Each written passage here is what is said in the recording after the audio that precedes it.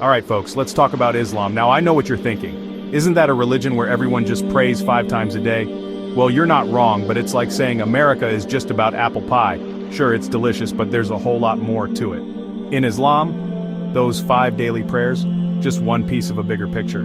We call them the 5 pillars of Islam, and they're the bedrock of our faith.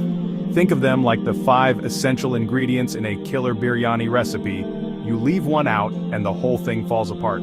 So whether you're a curious cat wanting to learn more or just someone who wants to win a trivia night, buckle up. We're diving deep into the 5 pillars of Islam. First up, we've got the Shahada, the foundation upon which all else rests. It's not some complicated oath or ritual, just a simple, powerful declaration. There is no God but Allah, and Muhammad is the messenger of Allah. See, in Islam we believe in one God, Allah, not a God, the creator of everything, the all-powerful, the all-knowing. And we believe that God chose prophets to guide humanity, with Muhammad being the final messenger. This declaration, this Shahada, it's the entry point to Islam. It's like accepting the terms and conditions before you download an app, except these terms are about submitting to God's will and living a life guided by His teachings. And let me tell you, this ain't just some empty phrase you mumble. This is deep stuff. It's about recognizing a power greater than ourselves, acknowledging our purpose in life, and committing to a life of worship and good deeds. It's about understanding that everything we have, everything we are, is a gift from God, and our lives should reflect gratitude for that gift. The Shahada is the bedrock, the cornerstone, the non-GMO, gluten-free, ethically sourced foundation of the entire Islamic faith. Next up, Salah, the 5 daily prayers.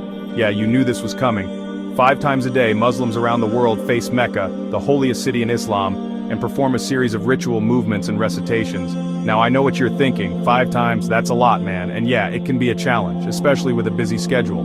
But think of it like this, it's 5 times a day to hit the reset button. Life gets hectic, right? Work, school, family, that never-ending group chat blowing up your phone. Salah is a chance to disconnect from all that, to step away from the chaos and reconnect with something bigger than ourselves. It's a moment of peace, of reflection, of gratitude. And let's be real, who couldn't use a little more peace and gratitude in their lives? Plus, it's a built-in workout routine. All that bowing and prostrating keeps you flexible, strengthens your core. It's like yoga, but with more God. Now let's talk about Zakat, the 3rd pillar of Islam. This one's all about giving back. In Islam, we believe that wealth is a gift from God, and it's our responsibility to share that gift with those less fortunate. Zakat is like a mandatory charitable contribution, a wealth tax, if you will. Every year, Muslims are required to give away a portion of their wealth to those in need. It's a system designed to redistribute wealth, to help the poor, and to create a more just and equitable society. Think about it. If everyone who could afford it gave away a small percentage of their wealth, imagine the impact we could have on poverty, hunger, and inequality. Zakat is more than just writing a check. It's about recognizing our shared humanity, acknowledging the struggles of others, and actively working to make the world a better place. Okay, let's talk about the 4th pillar, Sawm, or fasting during the month of Ramadan. For an entire month, Muslims abstain from food, drink, and yes, even that morning coffee, from dawn until sunset. Now, before you start feeling sorry for us, let me tell you, it's not as miserable as it sounds. Sure, the first few days are a little rough, but your body adjusts, and you actually start to feel more energized and focused.